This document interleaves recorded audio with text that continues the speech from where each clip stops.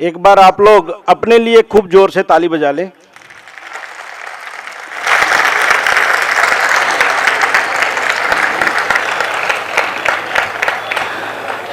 एक आदमी, एक वक्त मेरे पास आया था कुछ दिन पहले। मैंने कहा आपकी तबीयत खराब लग रही है। उसने कहा महाराज जी मुझे सर्दी हो गई है। तो मैंने पूछा सर्दी कहाँ से हुई, कोई ऐसे आदमी के संपर्क में आए थे कि जिसको सर्दी थी? बोले हाँ हाँ, एक हमारे पड़ोसी हैं, वो हमसे मिलने आए थे, उसको घनीभूत सर्दी थी, तो सर्दी का इन्फेक्शन मुझे लग गया है, तो अभी कुछ दवाई खानी पड़ेगी तब मेरी सर्दी ठीक होगी।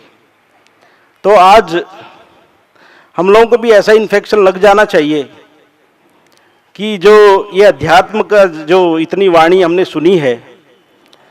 स्वामी जी कहते हैं कि आदमी की परीक्षा उसी से हो जाती है, उसको देखने से, उससे बात करने से पता चल जाता है किन लोगों के साथ ये रहता है, कैसा साहित्य पढ़ता है, कैसा इसका वातावरण, कैसी दिनचर्या है। तो आज क्योंकि हमने ये सत्संग किया है तो हमारा जीवन आज से ही परिवर्तित होना चाहिए। एक लोगों को लगना चाहिए कि आध्यात्मिक शिविर अटेंड करके आए हैं लोग, थोड़े बदले बदले लग रहे हैं। तो इस तरह का एक भाव, एक हमारे स्वामी जी थे, तो वो बड़ी अच्छी बात कहा करते थे। वो कहते थे कि एक आदमी को खांसी हो गई और वैद्य के पास गया। वैद्य ने कहा ये दवाई ले जाओ, इसको ठीक से खाओ और परहेज जो बताऊंगा उसको परहेज करना। लेकिन दवाई खाओगे, परहेज करोगे, खांसी ठीक हो जाएगी, एक ही फायदा होगा। लेकिन दवाई खाओगे, परहेज नहीं करोगे, 3 फायदे होंगे। तो रोगी ने कहा वही बता दीजिए आप, वो 3 फायदे कौन कौन से होंगे? बोले पहला फायदा ये होगा कि आपके घर में चोरी नहीं होगी। दूसरा फायदा क्या होगा? आपको कुत्ता नहीं काटेगा। और तीसरा फायदा क्या होगा? कि आप कभी बुढ़े नहीं होंगे। तो उसने सोचा सर ऐसी बात है वैद्य जी, ये खांसी भले ही बनी रहे, ये दूसरे वाला ही ठीक है, लेकिन मुझे समझा दीजिए ये होगा कैसे। तो उन्होंने कहा बात ऐसी है कि आप दवाई खाओगे, परहेज नहीं करोगे, तुम्हारी खांसी ठीक होगी नहीं, तो रात भर तुम खांसते रहोगे, चोर तुम्हारे घर में आएगा और चोर देखेगा खांस रहे तो जगा हुआ है तो चोरी करेगा नहीं, तो तुम्हारे घर में चोरी होने की संभावना खत्म, क्योंकि तुम तो खांसते रहोगे रात भर। दूसरी बात है कि खांसते खांसते इतने कमजोर हो जाओगे कि तुम बिना लाठी के सहारे चल नहीं पाओगे, और जब लाठी हाथ में रहेगी तो कुत्ता काटेगा नहीं। बोले यहां तक तो ठीक था, लेकिन तीसरा फायदा आप कह रहे हैं कि आप बूढ़े नहीं होंगे। बोले खांसते खांसते कमजोर होते होते भरी जवानी में मर जाओगे, बूढ़े हो गए नहीं।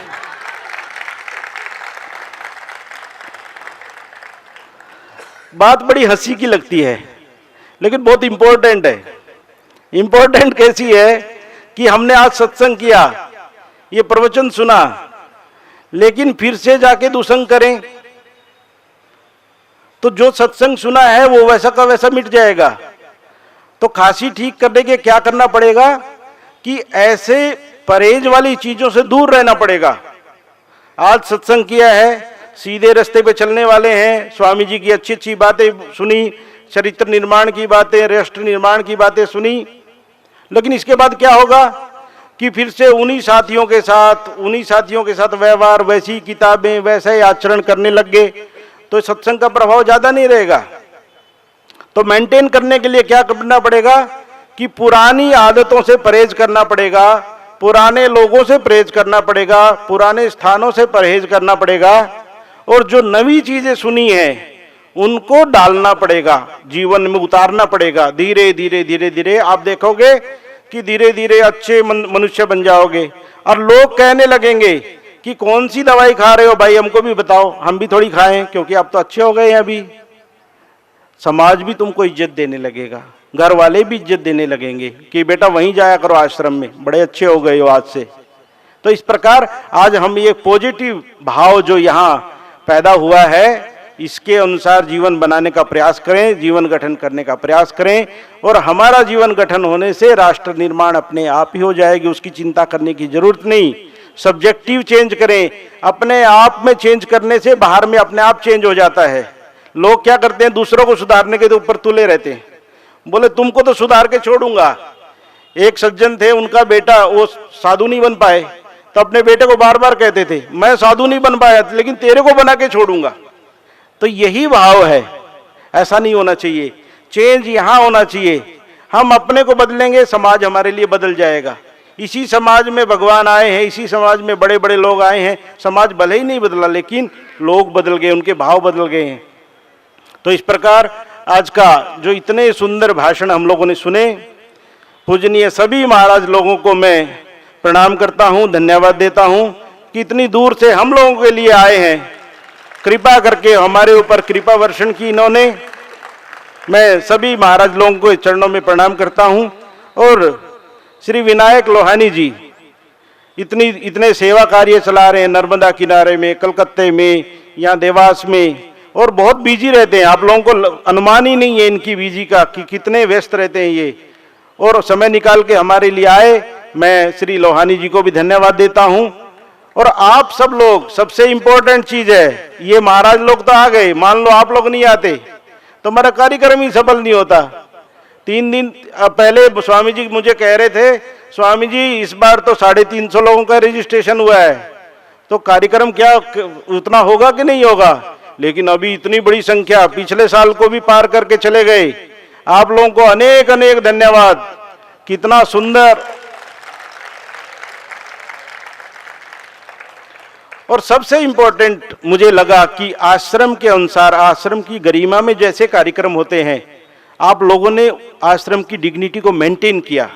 ये बहुत इंपॉर्टेंट चीज है कि सबसे बड़ी बात है कि आश्रम में आके इतना सुंदर भाव, ऐसा लगता है कि आप बहुत सालों से आश्रम में आना जाना है, इतना डिसिप्लिन में है। तो ये बहुत अच्छा लगा मुझे कि आश्रम के अनुसार ही आप लोग रहे, इतने डिसिप्लिन में रहे, बातें सुनी। और इससे भी इम्पोर्टेंट एक बात है कि जो हमारे कार्यकर्ता हैं, या यूथ फोरम चलती है, उस यूथ फोरम में 40-50 युवक हैं जो दिख रहे हैं। कोई ये लाइव फेसबुक कर रहा है, कोई कैमरा चला रहा है, ये सारे वॉलंटियर। इन लोगों के अथक प्रयास से ही ये कार्यक्रम सफल हुआ है। हम लोगों को खाना खिलाया है, सब कुछ किया है। रात को आप कल्पना नहीं कर सकते कि रात को 12 बजे तक ये लोग काम कर रहे थे हमारे लिए। तो हम सब के लिए उन वॉलंटियरों का, उन ये यूथ फोरम के जो युवक लोग हैं, उनका धन्यवाद। हमारे बच्चे हैं, यहीं रहते हैं, दिन रात काम में लगते हैं, जब भी आवश्यकता पड़ती है आ जाते हैं, सब तरह के काम करते हैं। कभी आज तक कुंभ मेला हुआ, हमने कहा गेस्ट हाउस साफ करो, गेस्ट हाउस साफ करें, टॉयलेट साफ करो, टॉयलेट साफ करें, खाना परोस रहे हैं। 1500-2000 भक्तों की सेवा 1 महीने तक, यही तुम ही लोगों में से वो सब युवक निकले हैं। तो इसी प्रकार मुझे आशा है कि और वॉलंटियर हमारे जुड़ेंगे इसी प्रकार से। और ये स्वामी जी का जो बैनर लेके चले हैं हम लोग, सब लोग उसके पीछे पीछे चलेंगे। और एक बात और कहना चाहता हूं, ये हाथ खड़ा करो कि ये युवा सम्मेलन हर साल होना चाहिए। कितने लोग इंटरेस्टेड हैं? ये तो पूरे लग रहे हैं, नीचे करो। तो कहने का अर्थ है कि जो भी लोग प्रत्यक्ष और अप्रत्यक्ष रूप से इस आश्रम के कार्यक्रम को सफल बनाने में हमारे सहभागी रहे, मैं जिनका नाम ले पाया या नहीं ले पाया, हमारे टीचर लोग सब जुड़े हुए, स्कूल है यहाँ पे 1400 बच्चों का, सारे टीचर लोगों ने दिन रात ये डिसिप्लिन मेंटेन करवा रहे आप लोग, हमारे टीचर हैं इनमें। ये टीचर लोगों को धन्यवाद, प्रिंसिपल सर को धन्यवाद, खाना बनाने वाले को धन्यवाद, और आप सभी लोगों को मैं आश्रम परिवार की ओर से पुनः धन्यवाद देता हूँ। नमस्कार।